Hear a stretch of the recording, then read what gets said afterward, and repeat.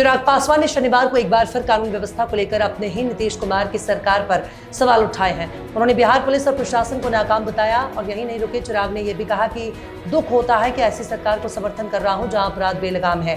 दरअसल गया में हुए महिला अभ्यर्थी के साथ दुष्कर्म कर चिराग पासवान का गुस्सा फूटा और उन्होंने पुलिस प्रशासन को निकम्मा बता दिया। पहलगाम हमले के बाद भारत ने पाकिस्तान में एयर स्ट्राइक कर आतंकी ठिकानों को नेस्तनाबूद कर दिया, लेकिन शहबाज शरीफ और पाक आर्मी का कहना था कि भारत ने हमारे नागरिकों पर हमला किया। अब जब अमेरिका ने TRF पर प्रतिबंध लगाया है तो पाकिस्तान को एक बार फिर भारत की एयर स्ट्राइक का डर सता रहा है। इससे पहले भी भारत उरी 2016 और पुलवामा 2019 हमलों के जवाब में सर्जिकल और एयर स्ट्राइक कर चुका है। केंद्रीय मंत्री चिराग पासवान ने नेता विपक्ष राहुल गांधी और RJD को खुला चैलेंज दिया है। चिराग ने कहा कि अगर राहुल जी कांग्रेस या RJD के पास सबूत है तो दिखाएं।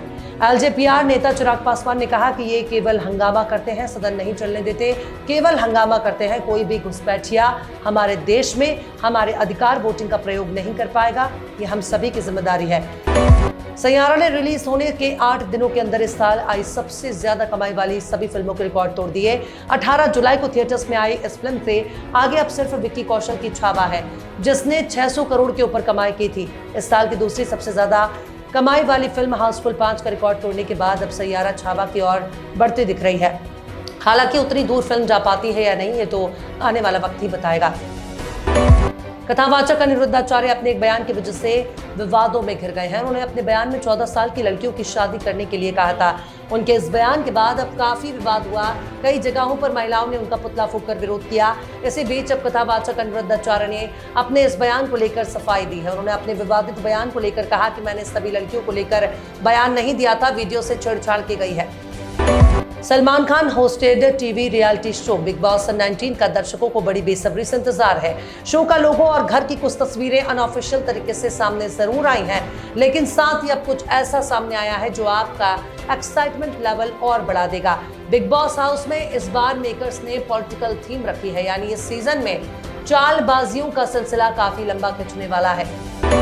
भारत के पूर्वी और मध्य क्षेत्र में मौसम विभाग ने भारी से अति भारी बारिश की चेतावनी जारी की है। बंगाल की खाड़ी में बना निम्न दबाव क्षेत्र डिप्रेशन में तब्दील होकर पश्चिम बंगाल और बांग्लादेश के तटों को पार कर गया है। ये अगले 24 घंटों में पश्चिम बंगाल, उड़ीसा और झारखंड की ओर बढ़ेगा। इसके प्रभाव से उड़ीसा, झारखंड, पश्चिम बंगाल, विदर्भ और छत्तीसगढ़ में बदरा जमकर बरसेंगे।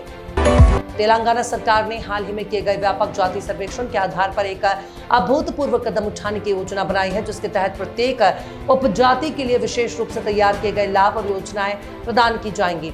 जातिगत सर्वेक्षण के आधार पर अब राज्य के 59 अनुसूचित जातियों और 33 अनुसूचित जनजातियों को शिक्षा, रोजगार और व्यक्तिगत स्तर पर वित्तीय सहायता जैसी सुविधाएं विशेष रूप से उपलब्ध कराई जाएंगी।